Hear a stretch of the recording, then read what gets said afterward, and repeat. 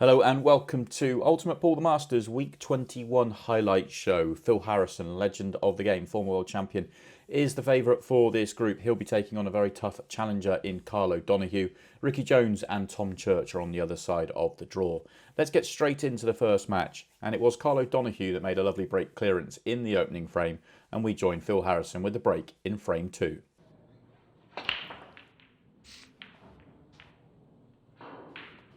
Oh, it absolutely flushed that break.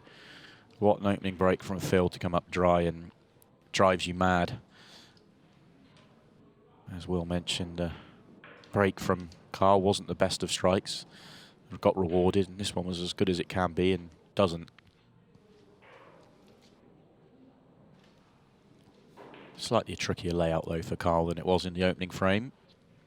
8 ball's gone into a tricky position. Other than that, the yellows are pretty good. Could try and move the 8 ball, or not at the end of the world, just to leave it as a double.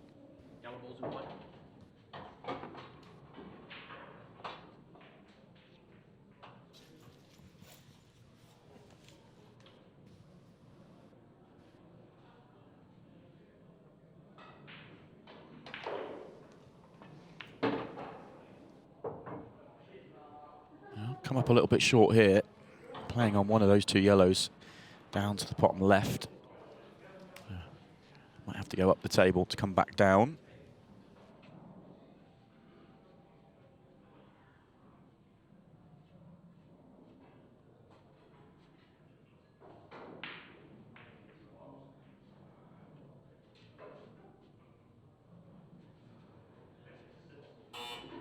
Extension called.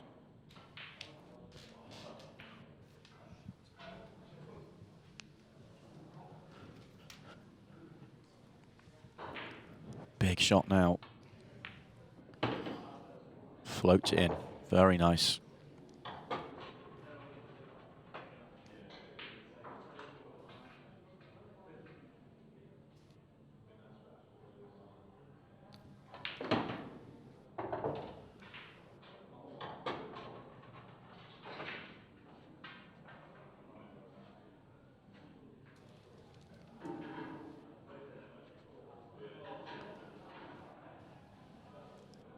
I think in an ideal world, if you're playing on the double, you would rather play on the double from one of the yellows at the top of the table. Not guaranteed to land nicely on it now.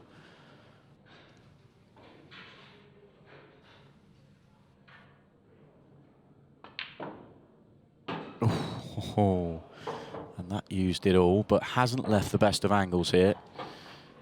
Oh, he's having a look at double into the corner rather than double into the middle, because I don't think he can get past the centre of the table.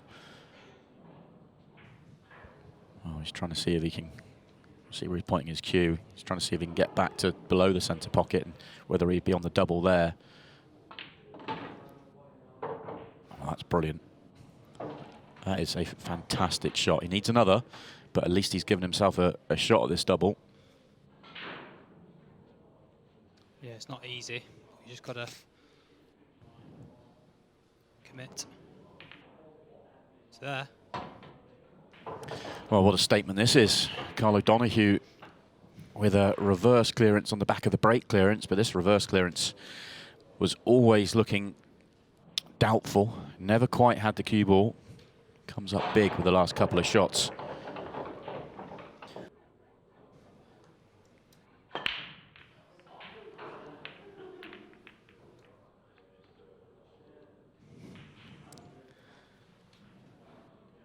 And another touch of fortune for Karl. You saw him raise his hand there. He got a little bit fortunate with that pot going in the corner in the previous frame. This time he's fortunate that he's breaking dry, but absolutely nothing for Phil Harrison to go at. So his first time he touches the table other than the break in the previous frame, and well, this is not very inviting. No, I think he's gonna. I think he's not got an option but to go for the reds. But he's saying that. I don't even think he had that. I think it was just a safety's all he had. Yeah, it looks like the first player to get onto the yellows here has got the advantage, but that cluster of balls up in the top left-hand corner, whoever can solve those first is likely the favourite for this frame.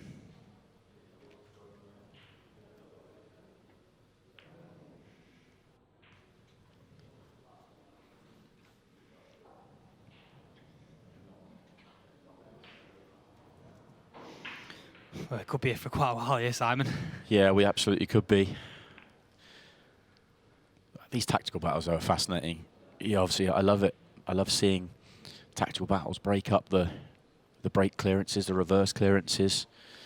When the standard's so high, extra weight on these tactical battles, because you leave half a chance, I feel like it's going to cost you. Has he left half a chance here? I don't think so.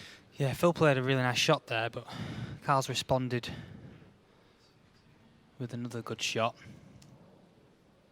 And now that congested area, all right, it's still a little bit busy. While they are in this tactical battle, can you put your finger on why Phil Harrison hasn't really been himself so far? I mean, or are we being too harsh on him? Is his standards just so high that, you know, should we be surprised that he's not, you know, he's outside, you know, the top 16? He's really struggled. The only real run he's had in any tournament has been the Masters last year. He's currently ranked 22 this year. And you look at that and you'd say, yeah, all right, Phil Harrison's not had the greatest of starts, but you know, didn't get off to a good start at all in the Pro Cup right at the start of the year. I think he went out first round, backs that up with an early exit in both the Pro Series start of the year. All right, then he had a pretty good event 3 and 4 there. You can see 1,500 points and 1,000 points, so ran deep in both events. And then since then, so again, sort of the Neely man almost. Like he had a really tough group in the Players' Championship. I think he ended up losing out to, was it Jack Whelan maybe that he lost out to? And, you know, Jack goes on to win that weekend, albeit somehow goes on to win that weekend. But he seems to be coming up against form players quite often. And when you come up against the players at the caliber on the pool tour, no match is easy, and if you're not quite feeling confident, you know, you can lose quite quickly. Yeah, confidence. We talk about that a fair bit. When you've got it, it's fantastic, but when it goes away from you, I feel like everything's against you. Phil's going to feel like that now. He knew it. You saw his reaction when he left that gap. He knew that he'd left a chance for the frame. If the red nearest the 2 yellows goes, then the 4 at the top are all nice and clean and easy. It's just that transition down the table which needs to be very precise. Really nice. Couldn't have played this any better, could he? Look at that. Yeah. Might just would want to drop this at the left of the 2 reds as we look at him. Just drop this along the rail, leave himself a nice angle to come back up the table.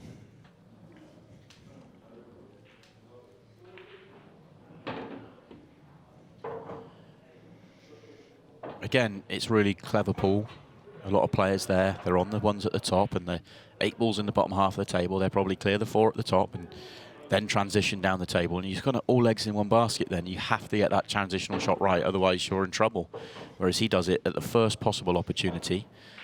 He always knew, you saw him have a look at this red to the top left. He always knew this went, which meant it was a good ball to connect back to the top. And playing on the 8 ball from the top of the table is fine as well. So it's just good, clear thinking out there.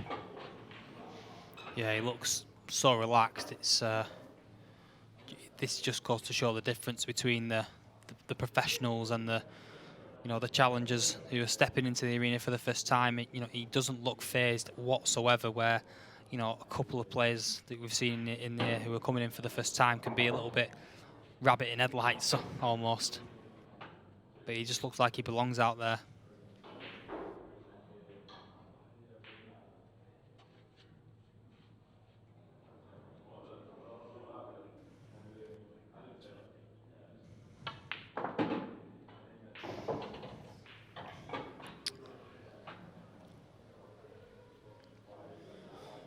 Well, after a bit of a tactical battle, looking like Karl O'Donoghue is going to go into a 3-0 lead. Yeah, very impressive.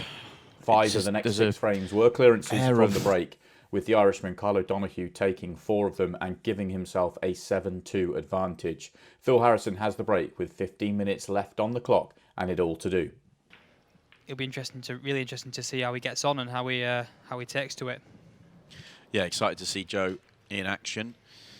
Dry break from Phil Harrison, and could well be his last shot. Yeah, in this year's it's Masters. just not gone for Phil tonight, has it? He's come up against a Karl O'Donoghue he's just in absolutely insane form,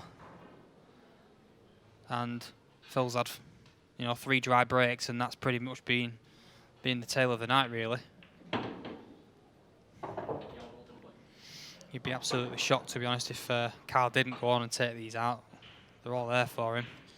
Got a bit of traffic with this sort of a clump of reds there, isn't there? That all sort of surround each other, but he's got loads of room to get through them. Yeah, just a couple of little shots required around the middle of this table. The one to the centre pocket to connect to the ones at the bottom. Just a little fiddly. Could go wrong. He may well have been playing on the one he's nearest to the bottom corner there, and just slightly overhit it, because that's also a slightly fiddly ball to get on and get off as well. And if he had pulled up 2 or 3 rolls less, he would be straight into the corner with a fairly comfortable ball, and he was trying to slide by it there, so this visit's gone wrong.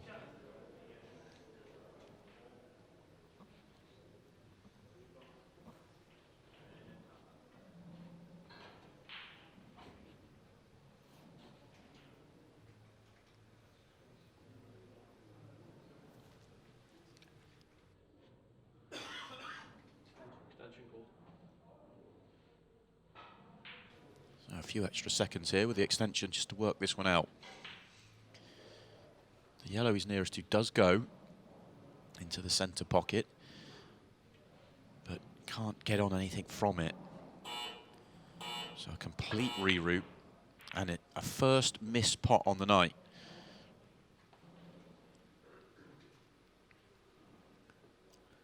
And he holds up his hand to apologise. I don't think he's left a pot on.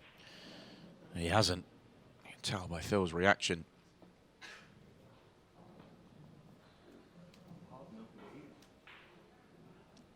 Yeah, it's a first miss from either player. Some standard we've seen tonight.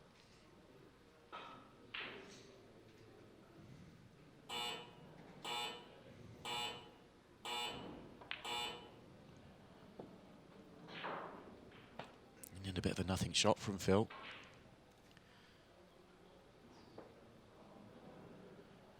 I think the clock got to him.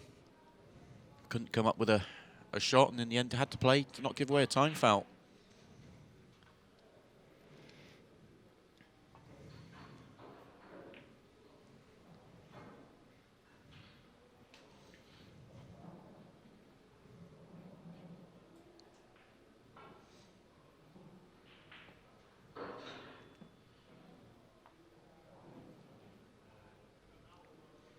Still nothing on for Phil, and harder for him to find a safe area of the table. I think the one ball he can see, he doesn't really want to move. But he has to. And that's a well-played shot, just about landed. Key for Phil there was making sure he covered the one to the right centre pocket and the one to the top right corner. Can Karl see the one by the 8 ball and pot it? I think he can. Oh, actually, one good pot. Oh, he hasn't made it. Well, this is about as long odds a comeback as you can pretty much imagine. It's 10 minutes. We might just see the 15-second shot clock here, but Phil Harrison's basically got to play no miss pool from this point and hope for a lot of luck. Well, it's getting enough opportunities from here, even if he was to clear up every opportunity that comes his way. 38 seconds from that 15 seconds a shot.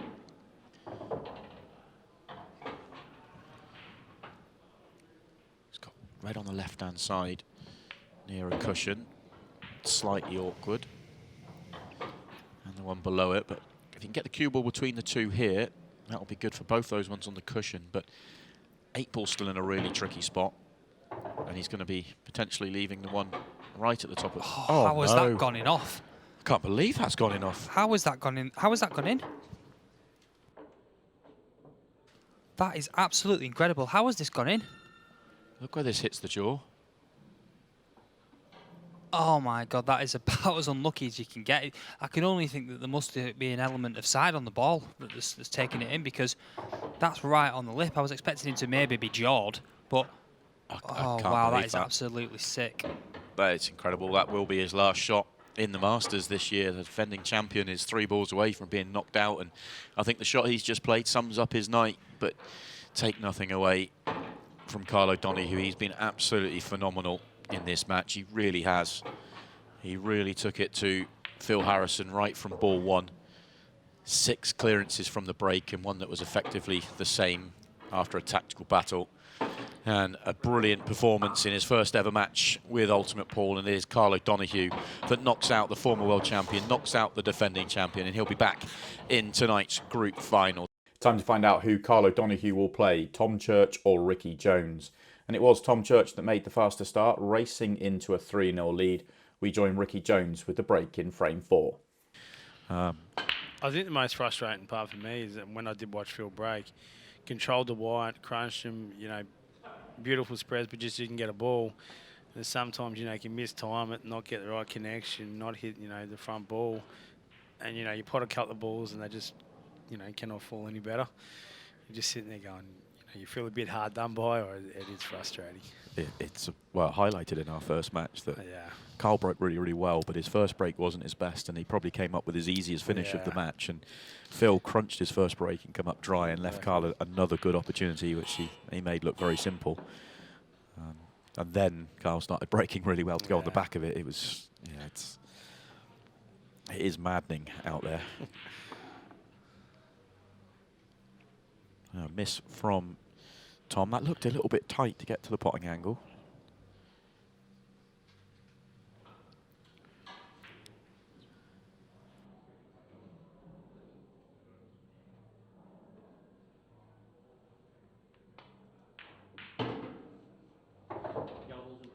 So yellow's the choice for Rikki.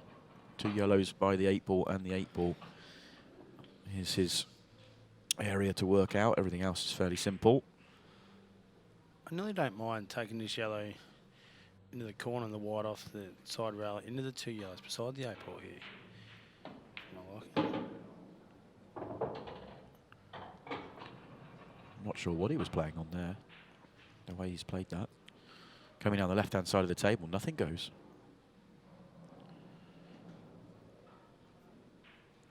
Maybe we're just trying to come down a little further to take this yellow into the right centre.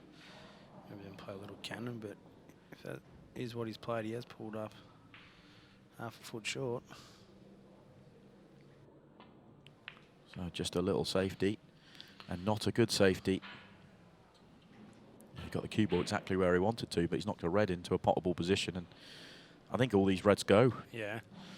Yeah, you can see Tom's looking at the red above the 8 ball, which is the only one that he possibly couldn't get on, but he can get on it straight away. Poor shot, that one from Rikki. I talk about it all the time on commentary, and as a player, if you back me up on this, that how much, it doesn't matter how experienced you are out there, you don't settle down till you get that frame or you get that clearance, you know. And there's no doubt that the mistake that Ricky's made, or the multiple mistakes Rikki made in frame 2, will sort of be playing on his mind a little bit at the moment. Yeah, mate, absolutely. It just sort of snowballs. You know, you make a couple of mistakes early, you might just get a bad rub, and then the back arm might just start to feel a little bit, more intense than what it would be if you, took them first opportunities. Tom's not played the best of shots. He was playing on the one above the 8 ball and hasn't got on it. And I think too, if you haven't played out, on the arena before, it just, the conditions are probably a little, not tricky, but it does play just slightly different. I think both Tom and Rikki have experience of it, but very little. I think Tom played in the pairs, which you don't get a huge amount of table time out there, and Rikki played in the Players Amateur Championships. I think he got out there on the main table for one of his matches. Yep. So I think they both have, but that was a while ago as well. You know, do need to experience it to really understand it out there.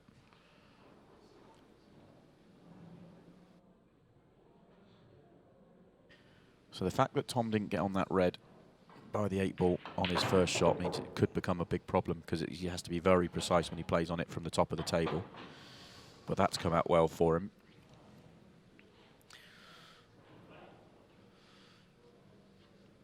He may, well, if you can take the red to the top left corner and basically get the white back to where it is now, you got to take the red up the top right corner and screw down for your red beside the 8-ball into the centre. Or I don't mind trying to land on it now.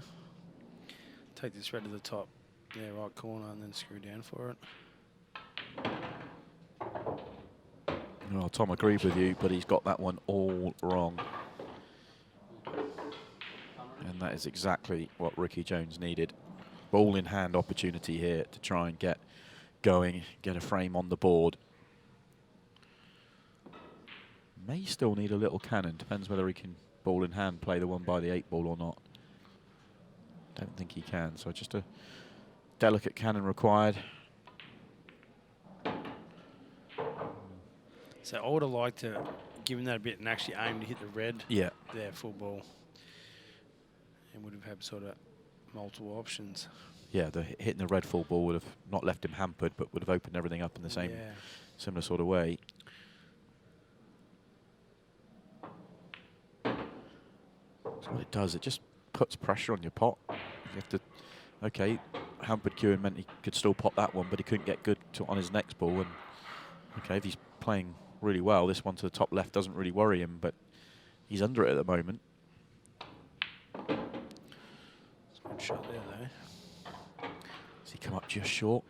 Does the yellow pass to the right centre, which you just come down and have a look at? If it does, just take the white over the left-hand side of the table here.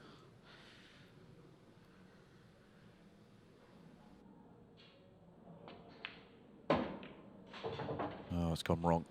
I'm not sure he was actually playing into that. And this all stems from the first choice of shot. If he plays your shot, the cannon into the red, everything is so much cleaner and easier for him.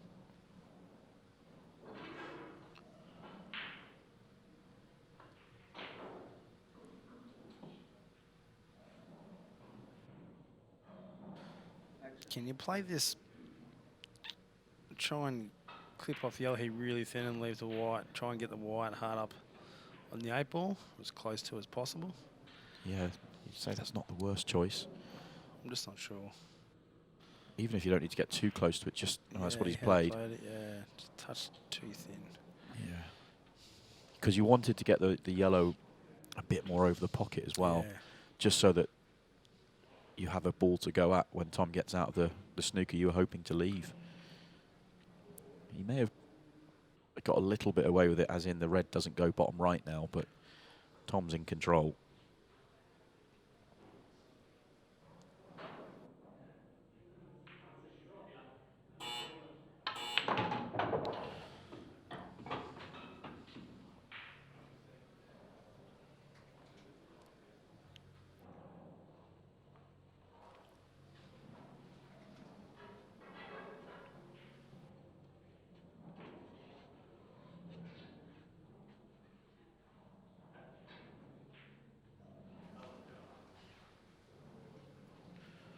I think you just look to drop this red in just a pocket weight here.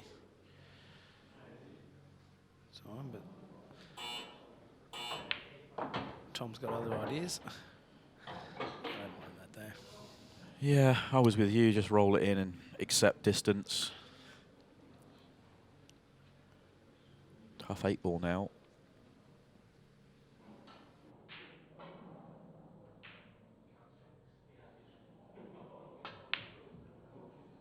Always missed that by a distance. And all but handed Rikki Jones the frame. And the way that Rikki started here, this could be a big error from Tom, because 4-0 with your opponent not settled. Oh, Oh, my word. I was going to say it's a good place to be, but I'm going to wait till the frame's over before I finish my sentence, because Can all you of a actually sudden... see the 8-ball? I think he can just about, but this has all of a sudden gone from a fairly comfortable 2-ball to being a horrible shot coming up now. And the cue ball just pulls up. Okay, I'll finish what I was saying then.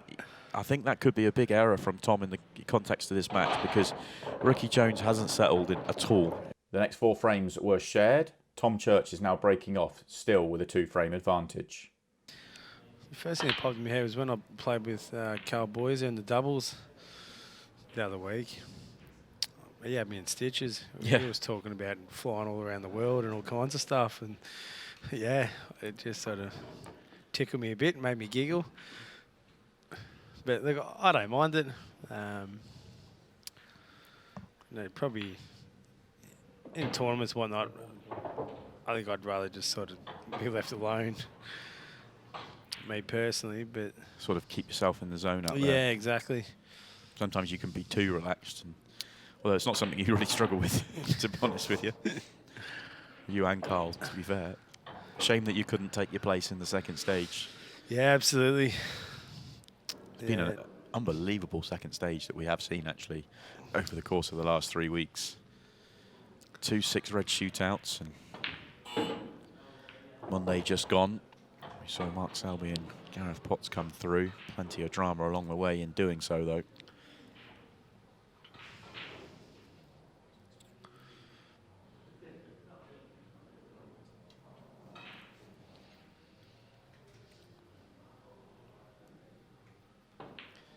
That looked a resigned effort from Rikki Jones there.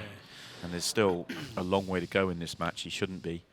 You know, he's only 5-3 down. I know he'll be frustrated not to be 4-4, but you feel like he's going to get more opportunities. Just with that yellow that Tom's just potted, I didn't mind actually giving that a bit and actually trying to come down and can into the yellow, like on the right, on the rail there, and into the 8-ball. I think he's coming down for trying to find an angle, or is he happy with a double? If he plays the double now, he might be able to just sort of cannon full ball into the 8-ball and open everything up in one shot, but you kind of risk losing the frame if you miss the double. May take the yellow to right centre and go up and down. Yeah. With the wide pull into him.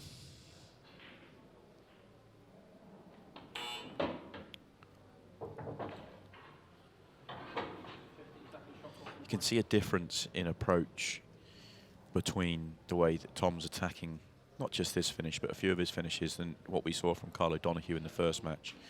In all but one of his clearances, he attacked his bad ball or bad balls as early as he possibly could, and Tom's actively stayed away from it so far in this visit. Generally speaking, you like to try and get rid of your worst ball earlier rather than later in the frame.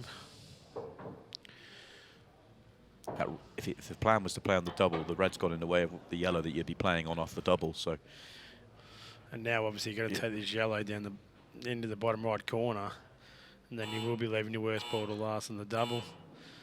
Then you will have to play cannon on the 8-ball. And he misses the yellow. That was a visit that just never really looked like he had control of it all the way through. It was almost like he was looking for something and it never came. Although it was his first real chance at 15 seconds a shot, so can't be too critical. Sometimes it's not just 15 seconds a shot, it's that transition from 30 to 15 catches you out. And that 15 feels quicker than actual 15 seconds. If you started the match at 15 seconds, it would be... That change is hard. But great opportunity here for Rikki. Would love to land on this red down beside the 8-ball. Next here, which he has done.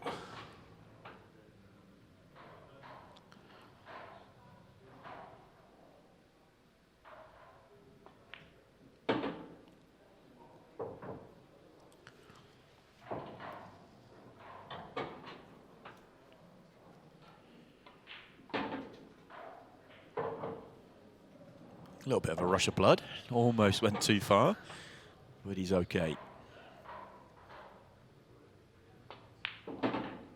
this time the 8-ball goes in. So 5-4, back within 1. Rikki won the next frame as well to tie the scores up. We join Tom Church with the break, 8-all square, and 2 minutes 29 left on the clock. He didn't cut break early. No, he's been Did he? front balling. Yeah. He's got the 8-ball in motion. No.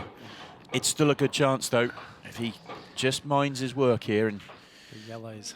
yeah, the yellows are there. How easy is that 8-ball to get on is the question here.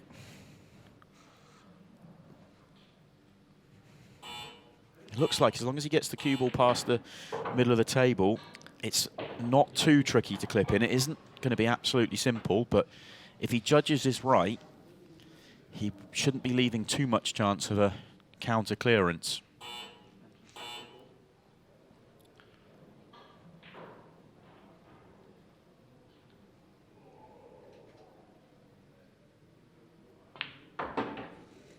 Just has to get himself there, hold himself together.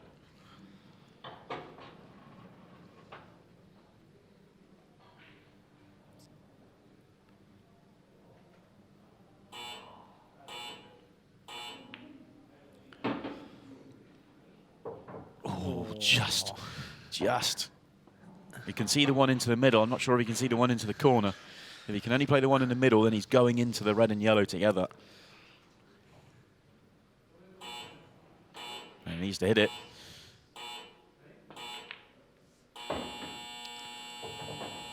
Oh, he snookered himself. Does it go up to the top right corner? Can you see enough of it? No, not even close. Can you see any of it? You can just about see the edge of it, but I think his 6-red shootout, unless this goes in off one cushion. Yeah.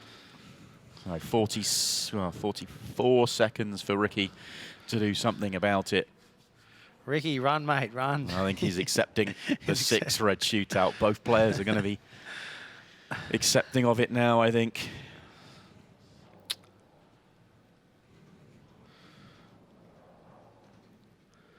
I think if Rikki had his time again, he probably would have tried to knock these in. Maybe, but I know 40 seconds is very, very quick, but well, now that is all but certain. So it will be a 6-red shootout. A match full of drama, some twists and turns along the way. Tom should have made it 4-0, didn't, and ever since then it has been very tight and very cagey, and we are going to go to extra time in this match. We're going to go to a 6-red shootout. So Tom Church to go first. Good break required. Remember, with a 6-red shootout, you can play the next shot as long as the ball you're playing and the cue ball has stopped. And this is a perfect break. He can fly. This is absolutely perfect.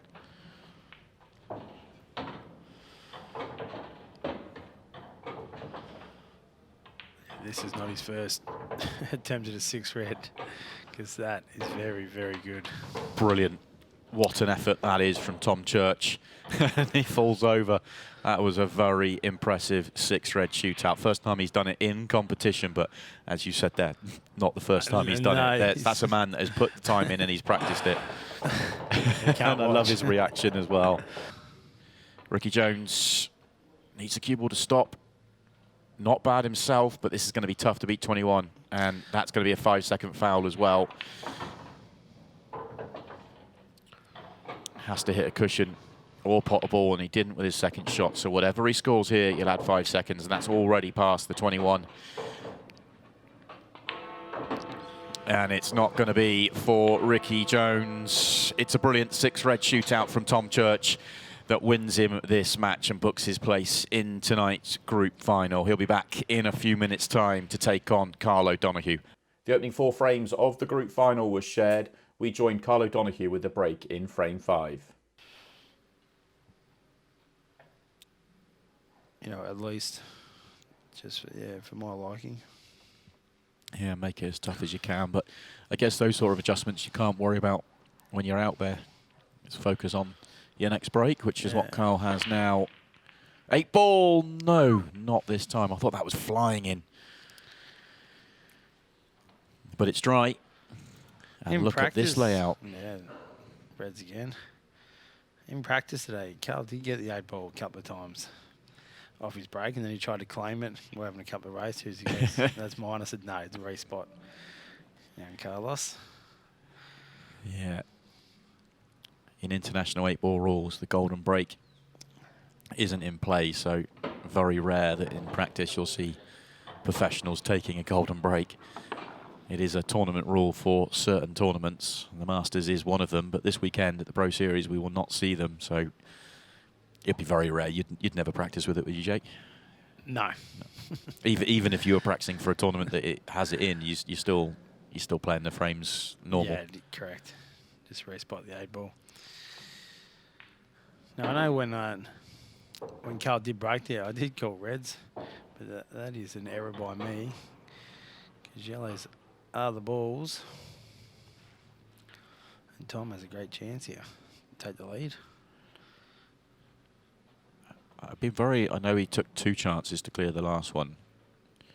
But obviously, it's an excellent shot from the snooker to win the frame, but from mistakes he made in the opening frame and losing it, I felt like it was going to be tough to respond, and he's done well. And if he can take these out to go 3-2 in front, it'll be a fantastic opening 20 minutes in this match.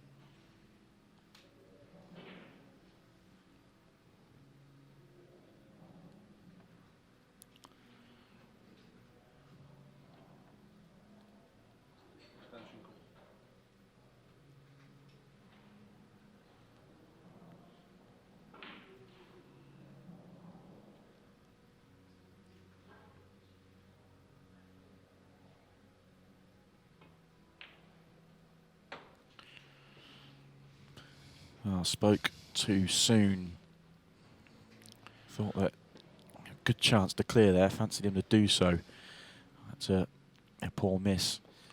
Get the sense with Tom at the moment, and you'd say the same in the opening match. He's just struggling to have any level of precision with his cue ball, and just causing himself headaches in clearances consistently.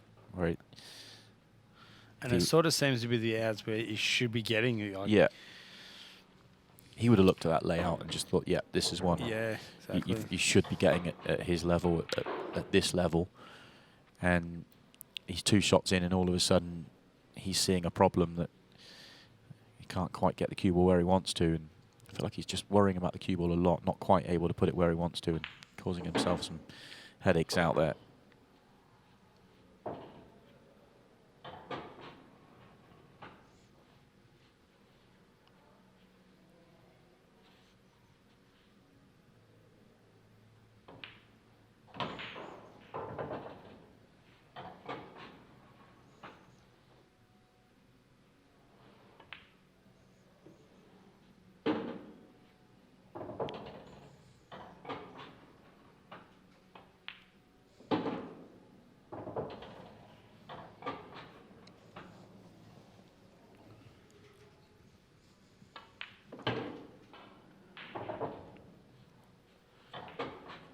Give himself a bit more angle on the 8-ball than he wanted, but still comfortable enough. And Karl O'Donoghue with the counter clearance to go 3-2 in front. Another missed opportunity for Tom Church. Of course, Karl O'Donoghue is one of them. And from what we've seen from him tonight and the reputation in his CV, a great addition. Absolutely pro level. And a big danger to win tournaments as well.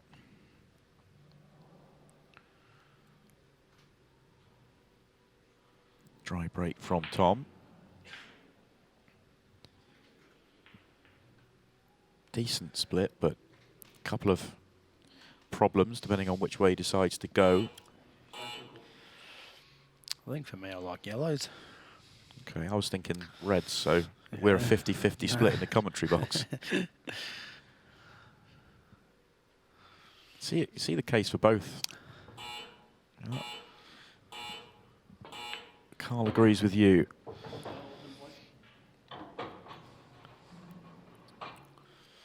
I'd just like to take this yellow into the centre now and then land on yellow down the rail. You get rid of your worst ball early doors.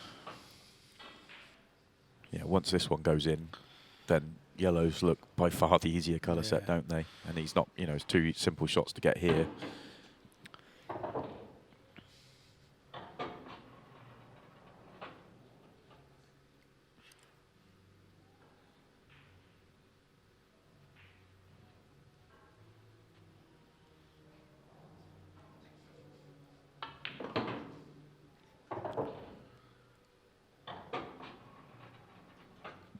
That's a lovely positional shot.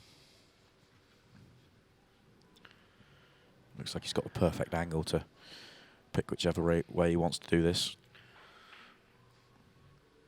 Probably leave the one at the top of the table last. Yeah, correct. We're trying to go on this yellow right beside the 8 ball now, which is played perfect.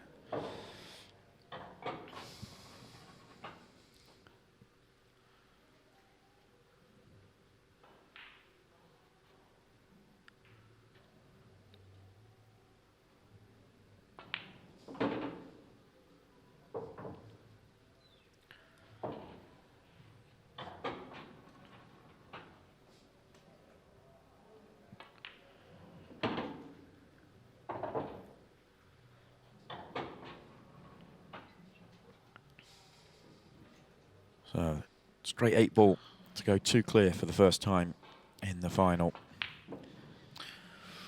Wow. Wow, that's huge.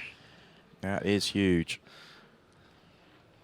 Did not see that coming. No. I'll be honest, the way he's played tonight, he has missed very little indeed. First really big error, you have to say, on the night from him.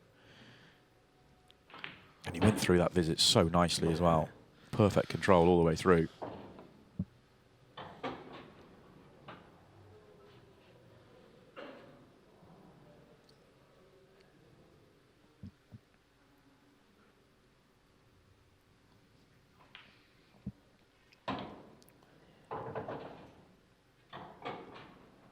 Just be careful when playing the first red of the 4 at the top.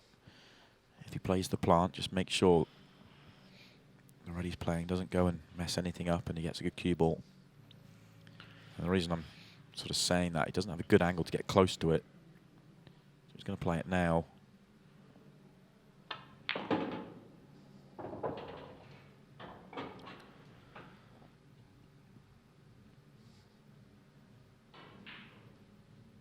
Not sure I like leaving the one at the bottom. Don't think it's a good last ball. But likely to be the last ball now.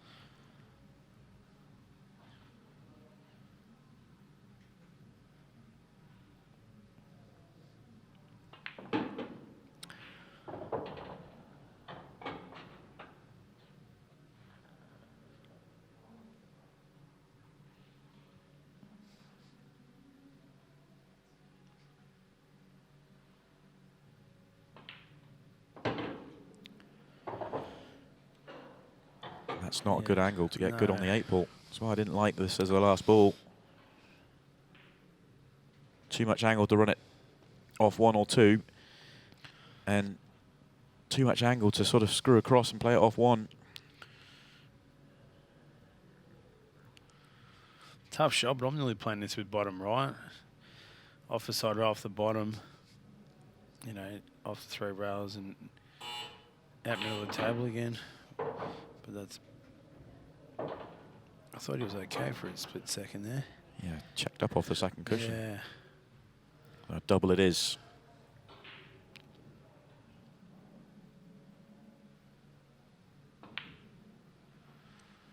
Treble's close, but not close enough. A very disappointing visit to the table for Tom Church. Didn't need to leave that red at the bottom of the table. Could have got it out the way and then dealt with the top the way he did. And would have been a much easier job on getting on that 8 ball.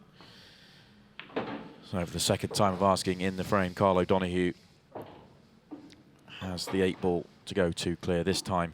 No chance of him missing it. Karl O'Donoghue won 3 of the next 4 frames as well to put himself on the brink of victory, and we join him breaking in frame 11. Up in Blackpool, the arena up there, he could really help him. Even if tonight doesn't go well, there's positives to take is sort of what I'm getting at. Yeah, I couldn't agree more.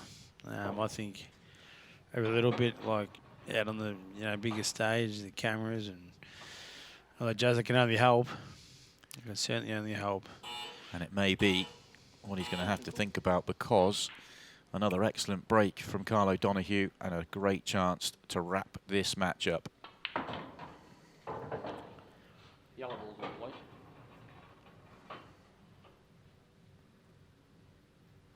Three yellows to the top right look slightly awkward, but assuming the bottom of the two together goes, then they're not really that awkward at all. And I'm sure if they were awkward, he'd have gone reds.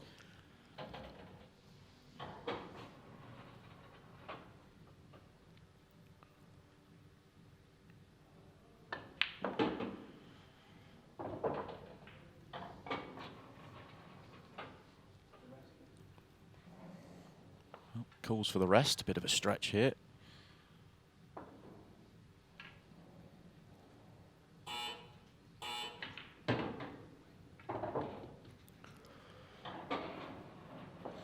Very nicely played indeed. Played it firm enough to make sure the yellow he was going into got away from the area the cue ball was going to stay, just to make things nice and simple. It's been a brilliant performance from start to finish tonight from Karl O'Donoghue. It really has.